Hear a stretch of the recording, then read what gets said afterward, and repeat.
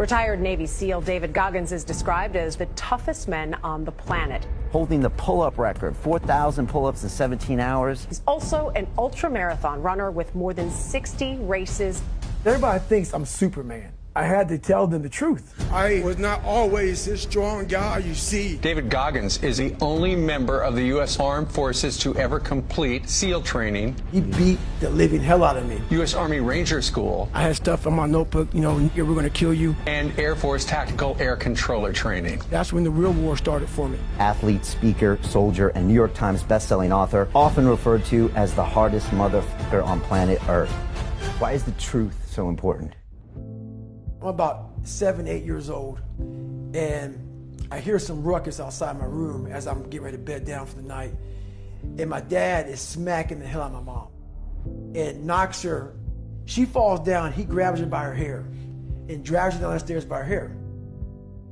And so at this age, I'm sitting thinking, man, you know, what the f should I do, man? Like, you know, I'm scared, but then something in me saying, you gotta go and do something. So I go on the stairs and I jump on his back, and he beat the living hell out of me. And he beat me literally from my neck down to my ankles. The next morning, I was gonna go to school half the day. My mom woke up and she pulled the covers back.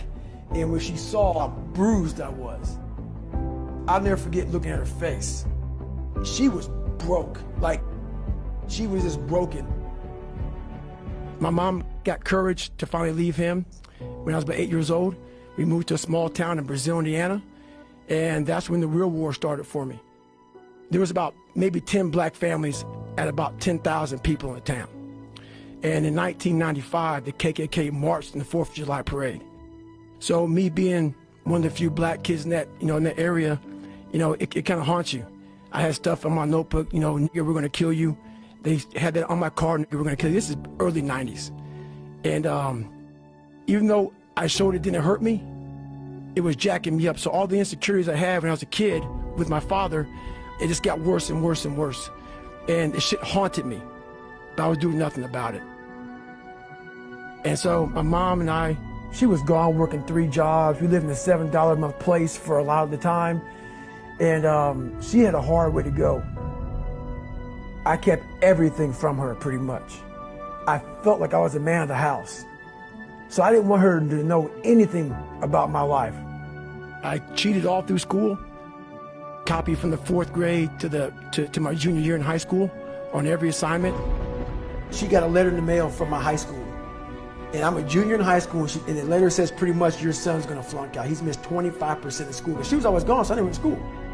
She read the letter to me, she put my bed, and I broke. I couldn't imagine going back through that again. And I started finding things that was comfortable. And the more things I found comfortable, the more uncomfortable my mind was. And I gained 125 pounds in that time frame. I went from 175 to almost 300. And I started working for a job called Ecolab, where you spray for cockroaches at 24. Driving home, turned the TV on, and I was taking a shower. I walked out, heard these guys. I saw these guys going in the water, so I was terrified of it. I mean, I can't even express. And these guys ringing the bell, quitting, dropping their helmet down, rolling out. A lot of guys just leaving. And it made me reflect on my fears, my insecurities. And I saw real men, what I thought were real men who were staying, who were overcoming adversity, who were overcoming all these different things that I had blamed so many fucking people in my life, my dad, my learning disability, my skin color, me being everything. And so I sat there for a while and I was like, no one's gonna fucking come to help me. No one's gonna fucking come to help me. It's fucking me against me, period. And I said, the first thing I gotta start doing is facing every fucking fear I have. At this point, I actually drive back to Buffalo, New York to see my dad. Haven't seen him in years because I realize now I gotta fix some shit. I'm blaming everything, but I need to go back to the root of the problem, which is my dad. I gotta face the demon.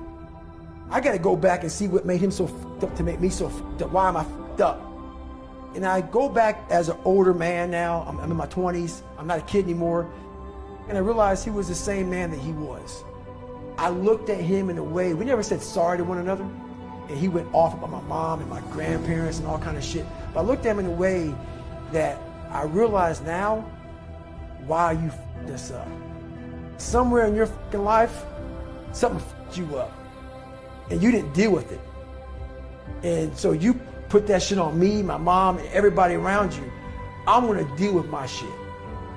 You gave me this. I'm gonna fix it though. I go home, several months go by. What it was, I was obsessed with Rocky. When I was a kid, I'd come home every day and I would fast forward with the little VHS tapes to round 14. When Apollo Creed beat the fucking shit out of Rocky, beat the shit out of him, he kept fighting. He was a dumb fighter. That was me. Couldn't read, couldn't write. Apollo beat the shit out of him. He was in that corner and everybody was saying, stay the f down.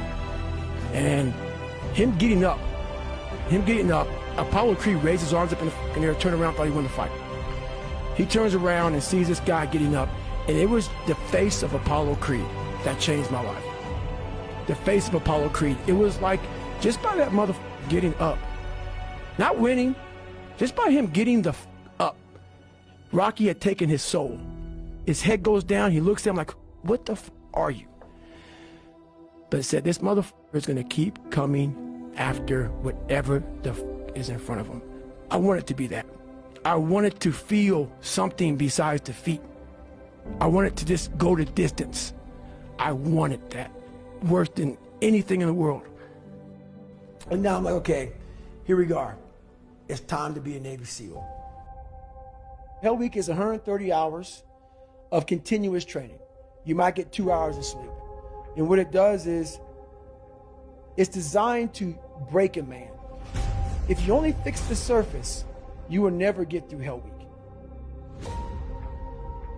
We're all, a lot of us are going through a hard time in life. Some people have been bullied, some people are just stressed out, some people are insecure. And the world puts a lot of this shit in your mind. It's not just you. I had to develop a mindset that was indestructible. I had to armor plate my mind. It's about what you're saying to yourself, but it also comes with work. We have a factory, a nice governor in our brain, and it's a survival mechanism. It protects us from pain and suffering. The second we feel that shit, our mind says, oh no, this isn't fun. We should back off. We should sit down, find something more comfortable. It knows what you're afraid of. It knows your insecurities. It knows your deep, dark lies. And it starts to push you away from that shit. It pushes you in a direction that is comfortable.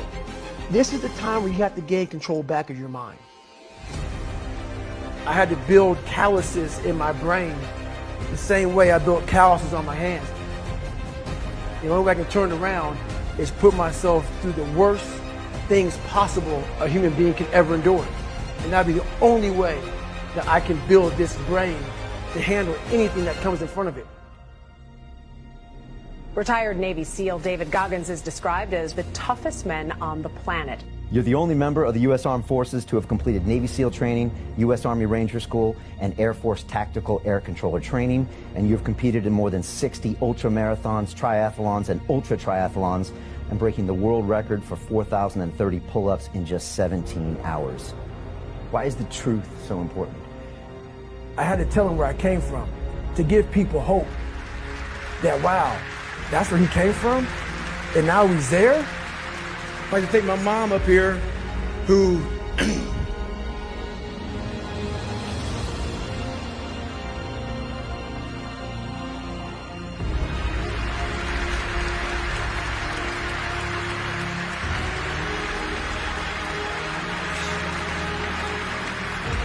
who never picked me up, when I fell.